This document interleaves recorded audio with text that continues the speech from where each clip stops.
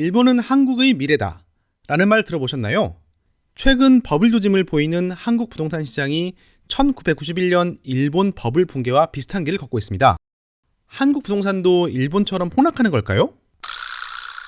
한국과 일본의 버블은 다음과 같은 공통점을 갖고 있습니다.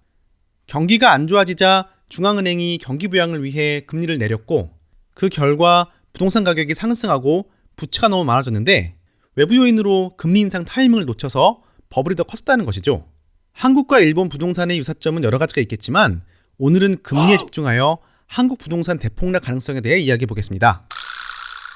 한국은행은 리먼 쇼크 이후 국내 경기가 침체된 가운데 2012년 이후로 경기 부양을 위해 낮은 금리를 유지해 왔습니다. 이와 같은 한국은행의 완화적 금융정책은 효과를 발휘해서 2010년대에 한국은 실질 GDP 기준 연 2.3%씩 성장하여 실질 구매력 지수 기준 한국 경제는 일본 경제를 추월하게 됐습니다. 그러나 이 시기 한국에서는 기업부채와 가계부채가 빠른 속도로 증가했는데요. 특히 가계부채는 가계소득보다 더욱 빠르게 늘어나 상환 능력이 급속히 취약해졌습니다.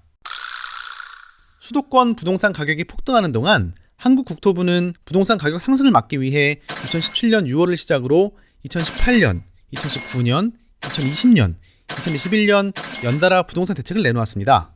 하지만 한국은행에 의해 계속된 금융 완화 때문에 부동산 가격은 연일 신고가를 경신했고 부동산 시장은 이윽고 버블 국면에 진입했습니다. 2021년에는 대치동 음마아파트 23억, 과천 주공아파트 25억, 해운대 LCT 43억 같은 천문학적인 호가가 붙게 되었죠. 한국의 그냥 아파트 하나가 유럽의 성만큼이나 비싸진 것입니다. 이처럼 아파트가 비싸지자 점점 비싸지는 집에 투자하고 싶은 사람들의 수요가 늘어났습니다. 아파트 하나를 사기 위해 사람들은 주택담보대출과 신용대출을 동시에 받기도 했고, 때로는 전세 낀 집을 신용대출을 받아 사기도 했습니다. 전세 들어온 세입자는 낮은 금리 덕분에 수억의 전세대출을 받을 수도 있었죠. 결국 2021년 한국의 GDP 대비 가계부채는 97.9%를 찍어 미국의 서브프라임 모기지 사태의 가계부채 비율을 뛰어넘었습니다. 빚을 많이 지고 살아서 그런지 통계청의 가계동향 조사에 의하면 한국 소득 상위 20%, 즉 연소득 8,500만 원에서 1억 3천만 원 이상의 가구 중 7%가 적자 가구이며 상위 20에서 40%, 즉 6천만 원에서 7,500만 원의 가구 중에서는 12%가 적자 가구라고 합니다.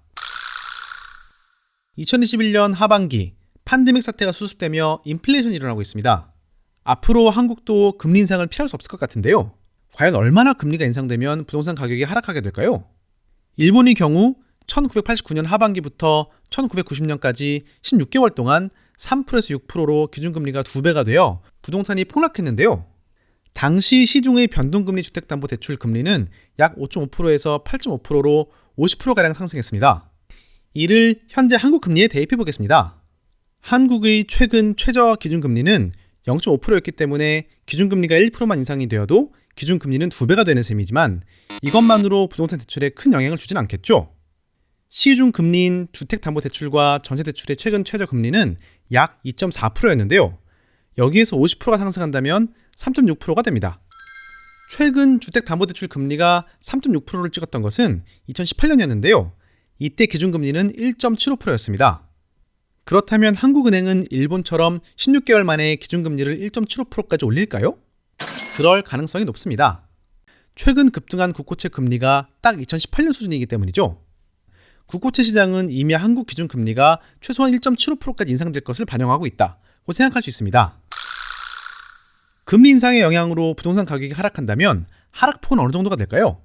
모든 자산 가격은 GDP 성장률에 수렴한다는 말이 있는데요. 만일 이것이 사실이라면 다행히도 한국의 부동산 가격의 하락이 일본처럼 3분의 1 토막까지 가진 않을 것 같습니다. 한국의 경제 성장률이 2010년대 2.3%였고 현재에도 한국의 잠재 성장률은 2% 정도이니 만일 앞으로도 한국 실질 경제 성장률이 매년 2%를 유지하고 매년 2% 정도의 인플레이션도 있다고 한다면 가계부채가 어느 정도 정리될 2028년경에는 2016년 가격보다 명목가치로 50% 정도 높은 가격으로 거래될 수 있을 것 같습니다. 2016년에 분양권이 5억에 거래됐고 현재 2021년 호가가 15억 정도의 아파트가 있다면 2028년에는 7.5억 정도에 거래될 수도 있다는 것이죠. 물론 아파트의 상태와 위치에 따라 다르겠지만 한 반토막 정도로 떨어진다고 봐야 할까요? 다들 부동산 시장에서 성투하시면 좋겠네요. 좋은 하루 되세요.